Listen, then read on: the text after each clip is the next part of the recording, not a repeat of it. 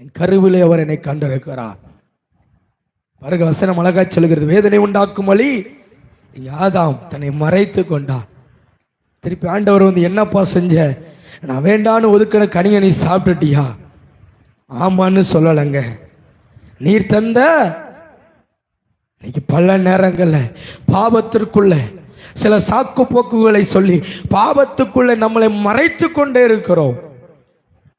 ஏன் தேவ சமூகத்தில் எழும்ப முடியல? ஏன் தேவ சமூகத்தில் கர்த்தருக்கு சாட்சியா வாழ முடியல?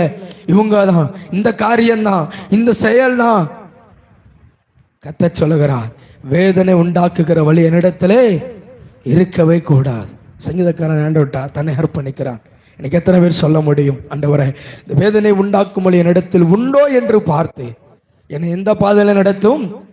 நித்திய பாதையில என்னை நடத்தும். அல்லேலூயா. நித்திய வழியிலே என்னை நடத்தும். சபையை கர்த்தர் நித்திய வழியிலே நடத்த வேண்டும்.